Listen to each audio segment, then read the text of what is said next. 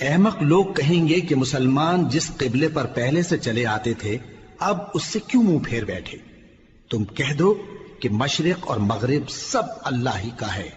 وہ جس کو چاہتا ہے سیدھے رستے پر چلاتا ہے، اور اسی طرح ہم نے تم کو امت معتدل بنایا ہے تاکہ تم لوگوں پر گواہ بنو اور پیغمبر آخر الزمان صلی اللہ علیہ وآلہ وسلم تم پر گواہ بنے۔ اور جس قبلے پر تم پہلے تھے اس کو ہم نے اس لیے مقرر کیا تھا کہ معلوم کریں کہ کون ہمارے پیغمبر کا تابع رہتا ہے اور کون الٹے پاؤں پھر جاتا ہے۔ اور یہ بات یعنی تحویل قبلہ لوگوں کو گراں معلوم ہوئی، مگر جن کو اللہ نے ہدایت بخشی ہے وہ اسے گراں نہیں سمجھتے، اور اللہ ایسا نہیں کہ تمہارے ایمان کو یوں ہی ضائع کر دے۔ اللہ تو لوگوں پر بڑا مہربان ہے، صاحب رحمت ہے۔ اے پیغمبر صلی اللہ علیہ وآلہ وسلم، ہم تمہارا آسمان کی طرف منہ اٹھانا دیکھ رہے ہیں، سو ہم تم کو اسی قبلے کی طرف جس کو تم پسند کرتے ہو منہ کرنے کا حکم دیں گے۔ تو اپنا منہ مسجد حرام یعنی خانہ کعبہ کی طرف پھیر لو، اور تم لوگ جہاں ہوا کرو نماز پڑھنے کے وقت اسی مسجد کی طرف منہ کر لیا کرو۔ اور جن لوگوں کو کتاب دی گئی ہے وہ خوب جانتے ہیں کہ یہ نیا قبلہ ان کے پروردگار کی طرف سے حق ہے، اور جو کام یہ لوگ کرتے ہیں اللہ ان سے بے خبر نہیں۔ اور اگر تم ان اہل کتاب کے پاس تمام نشانیاں بھی لے کر آؤ تو بھی یہ تمہارے قبلے کی پیروی نہ کریں، اور تم بھی ان کے قبلے کی پیروی کرنے والے نہیں ہو، اور ان میں سے بھی بعض کے قبلے کے پیرو نہیں۔ اور اگر تم باوجود اس کے کہ تمہارے پاس علم یعنی اللہ کا حکم آ چکا ہے ان کی خواہشوں کے پیچھے چلو گے تو ظالموں میں ہو جاؤ گے۔ جن لوگوں کو ہم نے کتاب دی ہے وہ ان پیغمبر آخر الزمان صلی اللہ علیہ وآلہ وسلم کو اس طرح پہچانتے ہیں جس طرح اپنے بیٹوں کو پہچانا کرتے ہیں، مگر ایک فریق ان میں سے سچی بات کو جان بوجھ کر چھپا رہا ہے۔ اے پیغمبر صلی اللہ علیہ وآلہ وسلم، یہ نیا قبلہ تمہارے پروردگار کی طرف سے حق ہے، تو تم ہرگز شک کرنے والوں میں نہ ہونا، اور ہر ایک شخص کے لیے ایک سمت مقرر ہے جدھر وہ عبادت کے وقت منہ کیا کرتا ہے، تو تم نیکیوں میں سبقت حاصل کرو۔ تم جہاں ہوگے اللہ تم سب کو جمع کرے گا، بے شک اللہ ہر چیز پر قادر ہے۔ اور تم جہاں سے نکلو نماز میں اپنا منہ مسجد حرام کی طرف کر لیا کرو، بے شبہ یہ تمہارے پروردگار کی طرف سے حق ہے، اور تم لوگ جو کچھ کرتے ہو اللہ اس سے بے خبر نہیں۔ اور تم جہاں سے نکلو مسجد حرام کی طرف منہ کر کے نماز پڑھا کرو، اور مسلمانوں تم جہاں ہوا کرو اسی مسجد کی طرف رخ کیا کرو۔ یہ تاکید اس لیے کی گئی ہے کہ لوگ تم کو کسی طرح کا الزام نہ دے سکیں، مگر ان میں سے جو ظالم ہیں وہ الزام دیں تو دیں، سو ان سے مت ڈرنا اور مجھی سے ڈرتے رہنا، اور یہ بھی مقصود ہے کہ میں تم کو اپنی تمام نعمتیں بخشوں، اور یہ بھی کہ تم راہ راست پر چلو۔ جس طرح من جملہ اور نعمتوں کے ہم نے تمہیں میں سے ایک رسول بھیجے ہیں جو تم کو ہماری آیتیں پڑھ پڑھ کر سناتے اور تمہیں پاک بناتے، اور کتاب یعنی قرآن اور دانائی سکھاتے ہیں، اور ایسی باتیں بتاتے ہیں جو تم پہلے نہیں جانتے تھے، سو تم مجھے یاد کیا کرو، میں تمہیں یاد کیا کروں گا، اور میرا احسان مانتے رہنا اور میری ناشکری نہ کرنا۔ اے ایمان والو، صبر اور نماز سے مدد لیا کرو، بے شک اللہ صبر کرنے والوں کے ساتھ ہے۔ اور جو لوگ اللہ کی راہ میں مارے جائیں ان کی نسبت یہ نہ کہنا کہ وہ مرے ہوئے ہیں، وہ مردہ نہیں بلکہ زندہ ہیں، لیکن تم کو شعور نہیں۔ اور ہم کسی قدر خوف اور بھوک اور مال اور جانوں اور میووں کے نقصان سے تمہاری آزمائش کریں گے، اور صبر کرنے والوں کو بشارت سنا دو کہ ان لوگوں پر جب کوئی مصیبت واقع ہوتی ہے تو کہتے ہیں کہ ہم اللہ ہی کا مال ہیں اور اسی کی طرف لوٹ کر جانے والے ہیں۔ یہی لوگ ہیں جن پر ان کے پروردگار کی عنایتیں ہیں اور خصوصی رحمت بھی ہے، اور یہی سیدھے رستے پر ہیں۔ بے شک کوہ صفا اور مروہ اللہ کی نشانیوں میں سے ہیں، تو جو شخص خانہ کعبہ کا حج یا عمرہ کرے اس پر کچھ گناہ نہیں کہ دونوں کے درمیان چکر لگائے، بلکہ یہ ایک نیک کام ہے، اور جو کوئی نیک کام کرے تو اللہ قدردان ہے، دانا ہے۔ جو لوگ ہمارے حکموں اور ہدایتوں کو جو ہم نے نازل کی ہیں کسی غرض فاسد سے چھپاتے ہیں، باوجود کہ ہم نے ان کو لوگوں کے سمجھانے کے لیے اپنی کتاب میں کھول کھول کر بیان کر دیا ہے۔ ایسوں پر اللہ اور تمام لعنت کرنے والے لعنت کرتے ہیں۔ ہاں، جو توبہ کرتے ہیں اور اپنی حالت درست کر لیتے ہیں اور احکام الہی کو صاف صاف بیان کر دیتے ہیں تو میں ان کے قصور معاف کر دیتا ہوں، اور میں بڑا معاف کرنے والا بڑا مہربان ہوں۔ جو لوگ کافر ہوئے اور کافر ہی مرے، ایسوں پر اللہ کی اور فرشتوں کی اور انسانوں کی سب کی لعنت، وہ ہمیشہ اسی لعنت میں گرفتار رہیں گے۔ ان سے نہ تو عذاب ہلکا ہی کیا جائے گا اور نہ انہیں کچھ مہلت ملے گی۔ اور لوگوں، تمہارا معبود ایک ہی معبود ہے، اس بڑے مہربان اور رحم والے کے سوا کوئی عبادت کے لائق نہیں۔ بے شک آسمانوں اور زمین کے پیدا کرنے میں اور رات اور دن کے ایک دوسرے کے پیچھے آنے جانے میں اور کشتیوں اور جہازوں میں جو سمندر میں لوگوں کے فائدے کے لیے رواں ہیں، اور میں جس کو اللہ آسمان سے برساتا اور اس سے زمین کو اس کے مردہ ہو جانے کے بعد زندہ یعنی خشک ہو جانے کے بعد سرسبز کر دیتا ہے، اور زمین پر ہر قسم کے جانور پھیلانے میں اور ہواؤں کے چلانے میں اور بادلوں میں جو آسمان اور زمین کے درمیان گھرے رہتے ہیں، عقل مندوں کے لیے اللہ کی قدرت کی نشانیاں ہیں۔ اور بعض لوگ ایسے ہیں جو غیر اللہ کو اللہ کا شریک بناتے اور ان سے اللہ کی سی محبت کرتے ہیں، لیکن جو ایمان والے ہیں وہ تو اللہ ہی کے سب سے زیادہ دوست دار ہیں۔ اور اے کاش ظالم لوگ جو بات عذاب کے وقت دیکھیں گے اب دیکھ لیتے کہ سب طرح کی طاقت اللہ ہی کو ہے، اور یہ کہ اللہ سخت عذاب کرنے والا ہے۔ اس دن کفر کے پیشوا اپنے پیروں سے بیزاری ظاہر کریں گے اور دونوں عذاب الہی دیکھ لیں گے اور ان کے آپس کے تعلقات منقطع ہو جائیں گے۔ یہ حال دیکھ کر پیروی کرنے والے حسرت سے کہیں گے کہ اے کاش ہمیں پھر دنیا میں جانا نصیب ہو، تاکہ جس طرح یہ ہم سے بیزار ہو رہے ہیں اسی طرح ہم بھی ان سے بیزار ہوں۔ اس طرح اللہ ان کے اعمال حسرت بنا کر دکھائے گا اور وہ دوزخ سے نکل نہیں سکیں گے۔ لوگوں، جو چیزیں زمین میں حلال طیب ہیں وہ کھاؤ، اور شیطان کے قدموں پر نہ چلو، وہ تمہارا کھلا دشمن ہے۔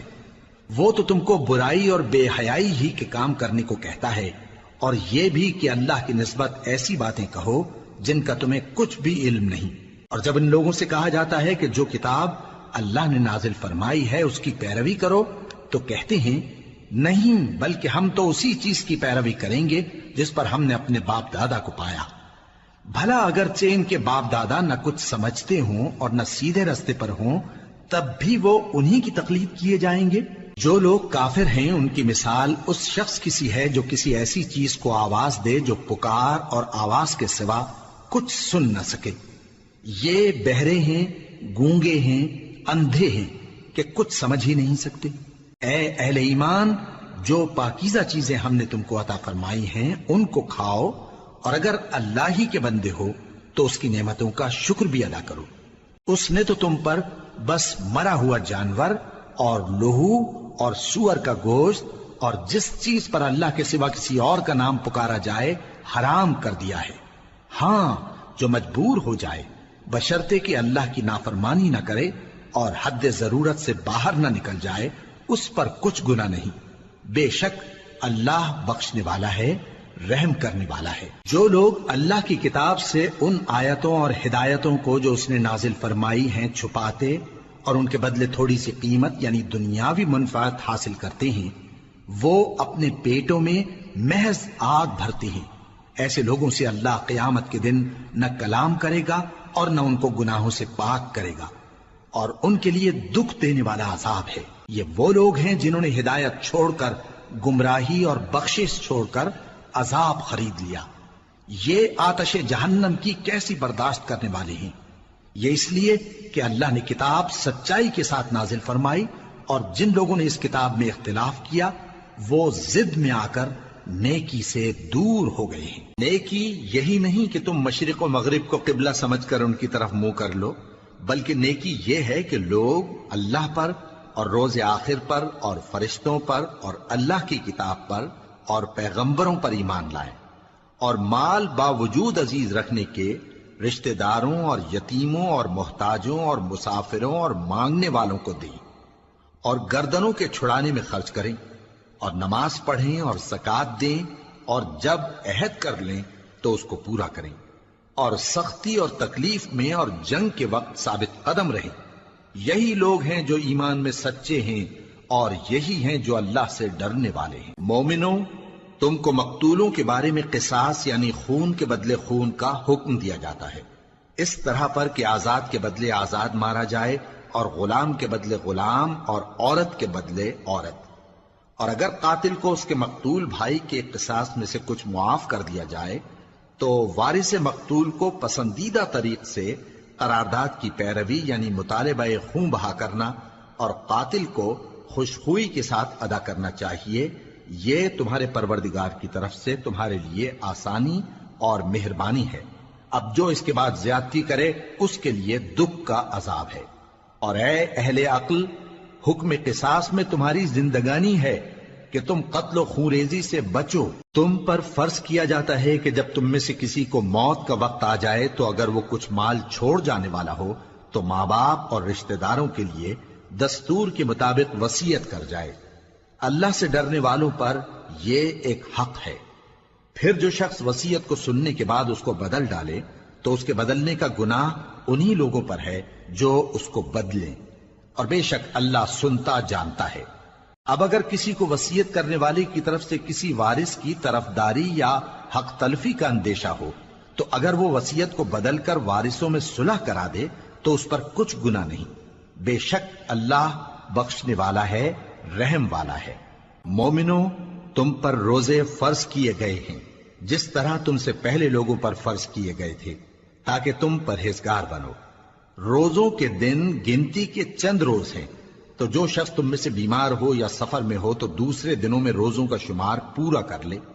اور جو لوگ روزہ رکھنے کی طاقت رکھیں لیکن رکھیں نہیں، وہ روزے کے بدلے محتاج کو کھانا کھلا دیں۔ اور جو کوئی اپنی مرضی سے زیادہ نیکی کرے تو اس کے حق میں زیادہ اچھا ہے،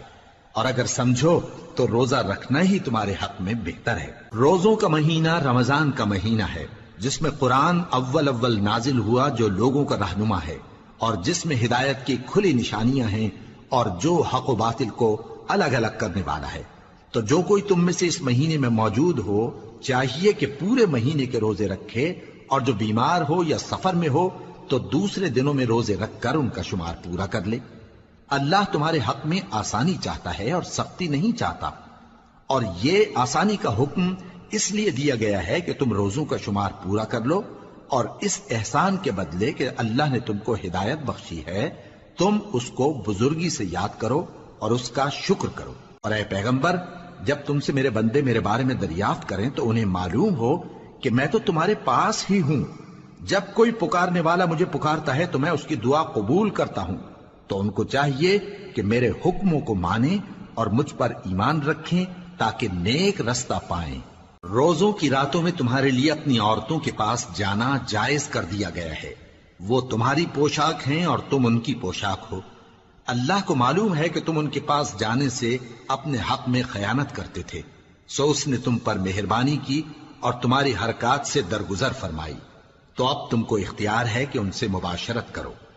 اور اللہ نے جو چیز تمہارے لیے لکھ رکھی ہے یعنی اولاد، اس کو اللہ سے طلب کرو اور کھاؤ اور پیو یہاں تک کہ صبح کی سفید دھاری رات کی سیاہ دھاری سے الگ نظر آنے لگے،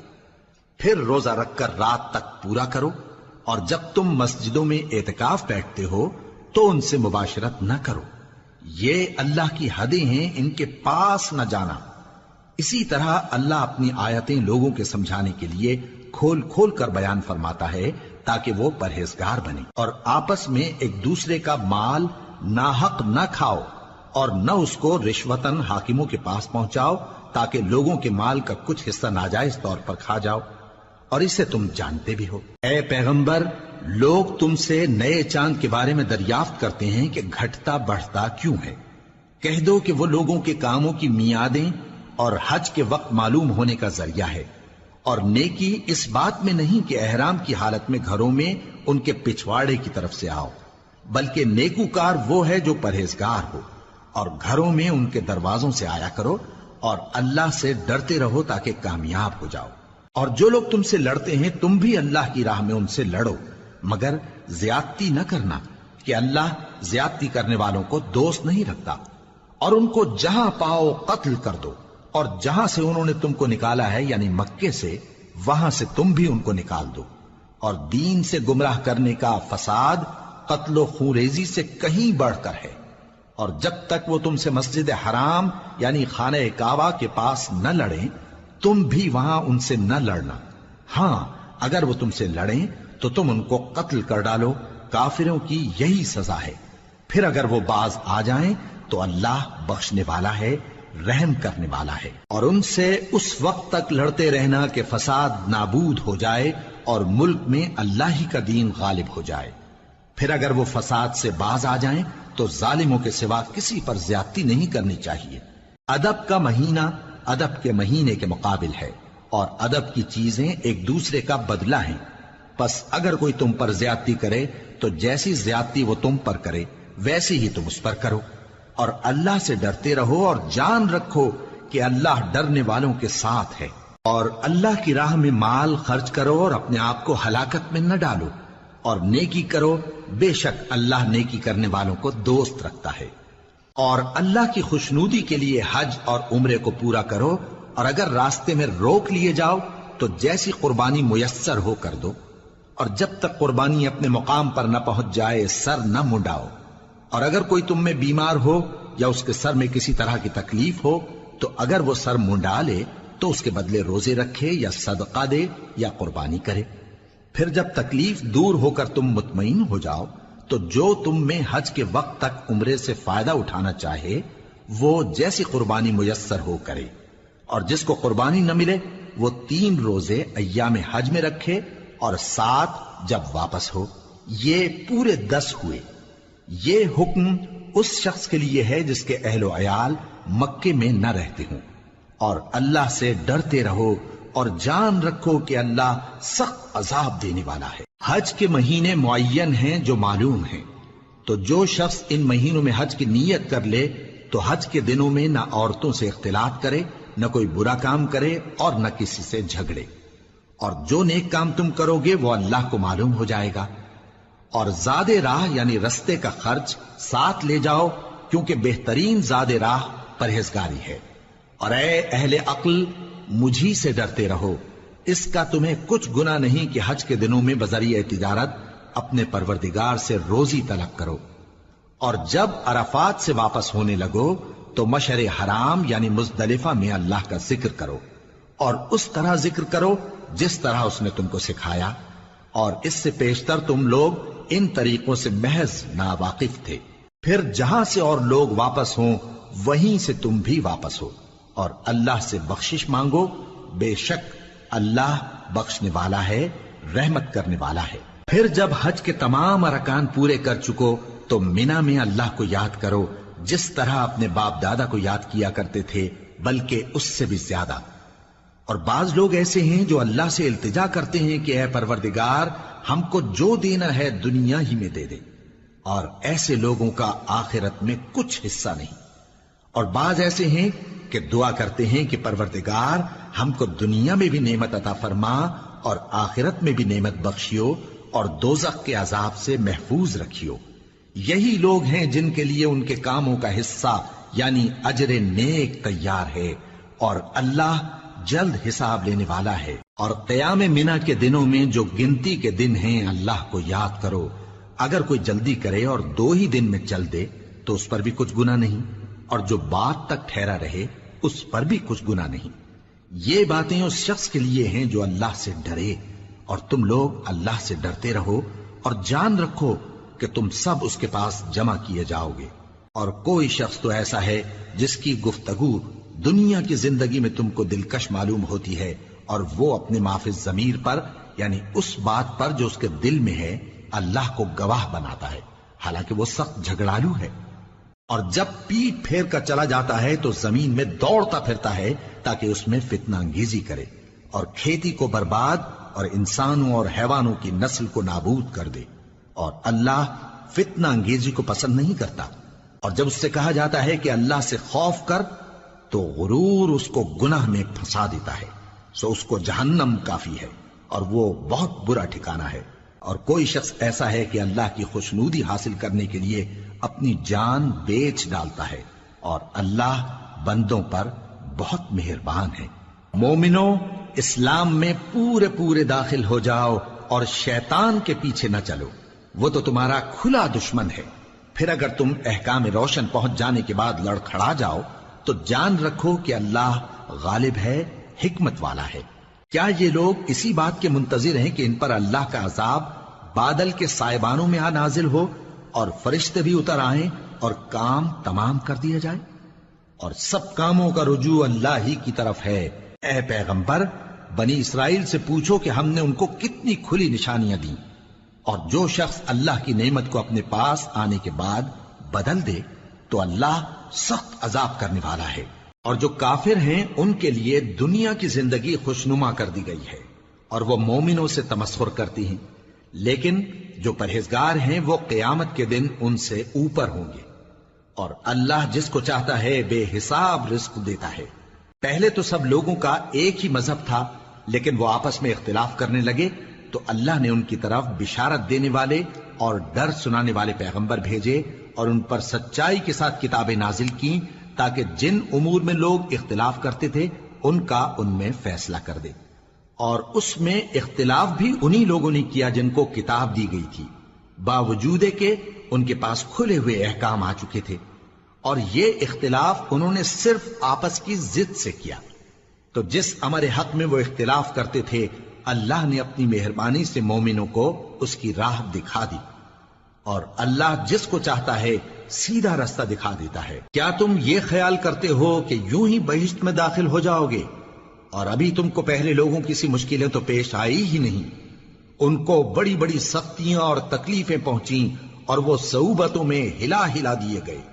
یہاں تک کہ پیغمبر اور مومن لوگ جو ان کے ساتھ تھے سب پکار اٹھے کہ کب اللہ کی مدد آئے گی۔ دیکھو اللہ کی مدد ان قریب آیا چاہتی ہے۔ اے نبی، لوگ تم سے پوچھتے ہیں کہ اللہ کی راہ میں کس طرح کا مال خرچ کریں۔ کہہ دو کہ جو چاہو خرچ کرو، لیکن جو مال خرچ کرنا چاہو وہ درجہ بدرجہ اہل استحقاق یعنی ماں باپ کو اور قریب کے رشتہ داروں کو اور یتیموں کو اور محتاجوں کو اور مسافروں کو سب کو دو، اور جو بھلائی تم کرو گے اللہ اس کو جانتا ہے۔ مسلمانوں، تم پر اللہ کے رستے میں لڑنا فرض کر دیا گیا ہے، اور وہ تمہیں ناگوار تو ہوگا، مگر عجب نہیں کہ ایک چیز تم کو بری لگے اور وہ تمہارے حق میں بھلی ہو، اور عجب نہیں کہ ایک چیز تم کو بھلی لگے اور وہ تمہارے لیے مضر ہو، اور ان باتوں کو اللہ ہی بہتر جانتا ہے اور تم نہیں جانتے۔ اے پیغمبر، لوگ تم سے عزت والے مہینوں میں لڑائی کرنے کے بارے میں دریافت کرتے ہیں، کہہ دو کہ ان میں لڑنا بڑا گناہ ہے، اور اللہ کی راہ سے روکنا اور اس سے کفر کرنا اور مسجد حرام یعنی خانہ کعبہ میں جانے سے بند کرنا اور اہل مسجد کو اس میں سے نکال دینا جو یہ کفار کرتے ہیں، اللہ کے نزدیک اس سے بھی زیادہ گناہ ہے، اور فتنہ انگیزی خونریزی سے بھی بڑھ کر ہے۔ اور یہ لوگ ہمیشہ تم سے لڑتے رہیں گے، یہاں تک کہ اگر مقدور رکھیں تو تم کو تمہارے دین سے پھیر دیں، اور جو کوئی تم میں سے اپنے دین سے پھر کر کافر ہو جائے گا اور کافر ہی مرے گا تو ایسے لوگوں کے اعمال دنیا اور آخرت دونوں میں برباد ہو جائیں گے، اور یہی لوگ دوزخ میں جانے والے ہیں جس میں ہمیشہ رہیں گے۔ جو لوگ ایمان لائے اور اللہ کے لیے وطن چھوڑ گئے اور کفار سے جنگ کرتے رہے وہی اللہ کی رحمت کے امیدوار ہیں، اور اللہ بخشنے والا ہے، رحمت کرنے والا ہے۔ اے پیغمبر، لوگ تم سے شراب اور جوئے کا حکم دریافت کرتے ہیں، کہہ دو کہ ان میں گناہ بڑے ہیں اور لوگوں کے لیے کچھ فائدے بھی ہیں، مگر ان کے گناہ فائدوں سے کہیں زیادہ ہیں۔ اور یہ بھی تم سے پوچھتے ہیں کہ اللہ کی راہ میں کون سا مال خرچ کریں، کہہ دو کہ جو ضرورت سے زیادہ ہو۔ اس طرح اللہ تمہارے لیے اپنے احکام کھول کھول کر بیان فرماتا ہے تاکہ تم سوچو، یعنی دنیا اور آخرت کی باتوں میں غور کرو۔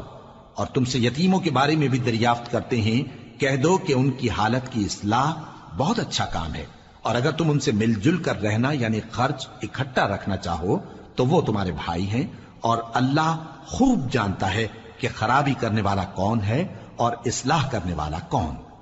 اور اگر اللہ چاہتا تو تم کو تکلیف میں ڈال دیتا، بے شک اللہ غالب ہے، حکمت والا ہے۔ اور مومنوں مشرک عورتوں سے جب تک وہ ایمان نہ لائیں نکاح نہ کرنا، کیونکہ مشرک عورت خواہ تم کو کیسی ہی بھلی لگے اس سے مومن لونڈی بہتر ہے۔ اور اسی طرح مشرک مرد جب تک ایمان نہ لائیں مومن عورتوں کو ان کی زوجیت میں نہ دینا، کیونکہ مشرک مرد سے خواہ وہ تم کو کیسا ہی بھلا لگے مومن غلام بہتر ہے۔ یہ مشرک لوگوں کو دوزخ کی طرف بلاتی ہیں، اور اللہ اپنی مہربانی سے بہشت اور بخشش کی طرف بلاتا ہے، اور اپنے حکم لوگوں سے کھول کھول کر بیان کرتا ہے تاکہ نصیحت حاصل کریں۔ اور تم سے حیض کے بارے میں دریافت کرتے ہیں، کہہ دو وہ تو نجاست ہے، سو ایام حیض میں عورتوں سے کنارہ کش رہو، اور جب تک وہ پاک نہ ہو جائیں ان سے مقاربت نہ کرو۔ ہاں جب وہ پاک ہو جائیں تو جس طریق سے اللہ نے تمہیں ارشاد فرمایا ہے ان کے پاس جاؤ، کچھ شک نہیں کہ اللہ توبہ کرنے والوں اور پاک صاف رہنے والوں کو دوست رکھتا ہے۔ تمہاری عورتیں تمہاری کھیتی ہیں، تو اپنی کھیتی میں جس طرح چاہو جاؤ، اور اپنے لیے نیک عمل آگے بھیجو، اور اللہ سے ڈرتے رہو، اور جان رکھو کہ ایک دن تمہیں اس کے روبرو حاضر ہونا ہے۔ اور اے پیغمبر ایمان والوں کو بشارت سنا دو، اور اللہ کے نام کو اس بات کا ہیلا نہ بنانا کہ اس کی قسمیں کھا کھا کر سلوک کرنے اور پرہیزگاری کرنے اور لوگوں میں صلح و سازگاری کرانے سے رک جاؤ، اور اللہ سب کچھ سنتا ہے جانتا ہے۔ اللہ تمہاری لغو قسموں پر تم سے مواخذہ نہیں کرے گا، لیکن جو قسمیں تم قصد دلی سے کھاؤ گے ان پر مواخذہ کرے گا، اور اللہ بخشنے والا ہے بردبار ہے۔ جو لوگ اپنی عورتوں کے پاس جانے کی قسم کھا لیں ان کو 4 مہینے تک انتظار کرنا چاہیے۔ اگر اس عرصے میں قسم سے رجوع کر لیں تو اللہ بخشنے والا ہے، مہربان ہے، اور اگر طلاق کا ارادہ کر لیں تو بھی اللہ سنتا ہے جانتا ہے۔ اور طلاق والی عورتیں 3 حیض تک اپنے تئیں روکے رہیں، اور اگر وہ اللہ اور روز قیامت پر ایمان رکھتی ہیں تو ان کو جائز نہیں کہ اللہ نے جو کچھ ان کے شکم میں پیدا کیا ہے اس کو چھپائیں، اور ان کے خاوند اگر پھر موافقت چاہیں تو اس مدت میں وہ ان کو اپنی زوجیت میں لے لینے کے زیادہ حقدار ہیں۔ اور عورتوں کا حق مردوں پر ویسا ہی ہے جیسے دستور کے مطابق مردوں کا حق عورتوں پر ہے، البتہ مردوں کو عورتوں پر 1 درجہ فضیلت ہے، اور اللہ غالب ہے، صاحب حکمت ہے۔ طلاق صرف 2 بار ہے، یعنی جب 2 دفعہ طلاق دے دی جائے تو پھر عورتوں کو یا تو بطریق شائستہ نکاح میں رہنے دینا ہے یا بھلائی کے ساتھ چھوڑ دینا، اور یہ جائز نہیں کہ جو مہر تم ان کو دے چکے ہو اس میں سے کچھ واپس لے لو۔ ہاں اگر زن و شوہر کو خوف ہو کہ وہ اللہ کی حدوں کو قائم نہیں رکھ سکیں گے تو اگر عورت خاوند کے ہاتھ سے رہائی پانے کے بدلے میں کچھ دے ڈالے تو دونوں پر کچھ گناہ نہیں۔ یہ اللہ کی مقرر کی ہوئی حدیں ہیں، ان سے باہر نہ نکلنا، اور جو لوگ اللہ کی حدوں سے باہر نکل جائیں گے وہ گناہگار ہوں گے۔ پھر اگر شوہر 2 طلاقوں کے بعد تیسری طلاق عورت کو دے دے تو اس کے بعد جب تک عورت کسی دوسرے شخص سے نکاح نہ کر لے اس پہلے شوہر پر حلال نہ ہوگی۔ ہاں اگر دوسرا خاوند بھی طلاق دے دے اور عورت اور پہلا خاوند پھر ایک دوسرے کی طرف رجوع کر لیں تو ان پر کچھ گناہ نہیں، بشرطے کہ دونوں یقین کریں کہ اللہ کی حدوں کو قائم رکھ سکیں گے، اور یہ اللہ کی حدیں ہیں، ان کو وہ ان لوگوں کے لیے بیان فرماتا ہے جو علم رکھتے ہیں۔ اور جب تم عورتوں کو 2 دفعہ طلاق دے چکو اور ان کی عدت پوری ہو جائے تو انہیں یا تو حسن سلوک سے نکاح میں رہنے دو یا بطریق شائستہ رخصت کر دو، اور اس نیت سے ان کو نکاح میں نہ رہنے دینا چاہیے کہ انہیں تکلیف دو اور ان پر زیادتی کرو، اور جو ایسا کرے گا وہ اپنا ہی نقصان کرے گا۔ اور اللہ کے احکام کو ہنسی اور کھیل نہ بناؤ، اور اللہ نے تم کو جو نعمتیں بخشی ہیں اور تم پر جو کتاب اور دانائی کی باتیں نازل کی ہیں جن سے وہ تمہیں نصیحت فرماتا ہے ان کو یاد کرو، اور اللہ سے ڈرتے رہو، اور جان رکھو کہ اللہ ہر چیز سے واقف ہے۔ اور جب تم عورتوں کو طلاق دے چکو اور ان کی عدت پوری ہو جائے تو ان کو اپنے شوہروں کے ساتھ جب وہ آپس میں جائز طور پر راضی ہو جائیں نکاح کرنے سے مت روکو۔ اس حکم سے اس شخص کو نصیحت کی جاتی ہے جو تم میں اللہ اور روز آخر پر یقین رکھتا ہے، یہ تمہارے لیے نہایت خوب اور بہت پاکیزگی کی بات ہے، اور اللہ جانتا ہے اور تم نہیں جانتے۔ اور مائیں اپنے بچوں کو پورے 2 سال دودھ پلائیں یہ حکم اس شخص کے لیے ہے جو پوری مدت تک دودھ پلوانا چاہے، اور دودھ پلانے والی ماؤں کا کھانا اور کپڑا دستور کے مطابق باپ کے ذمے ہوگا۔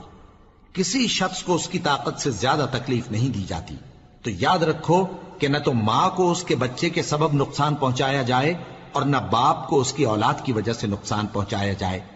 اور اسی طرح نان و نفقہ بچے کے وارث کے ذمے ہے۔ اور اگر دونوں یعنی ماں باپ آپس کی رضامندی اور صلاح سے بچے کا دودھ چھڑانا چاہیں تو ان پر کچھ گناہ نہیں،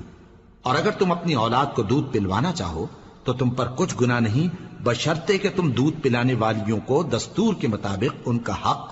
جو تم نے دینا کیا تھا دے دو، اور اللہ سے ڈرتے رہو اور جان رکھو کہ جو کچھ تم کرتے ہو اللہ اس کو دیکھ رہا ہے۔ اور جو لوگ تم میں سے مر جائیں اور عورتیں چھوڑ جائیں تو وہ عورتیں 4 مہینے اور 10 دن اپنے آپ کو روکے رہیں،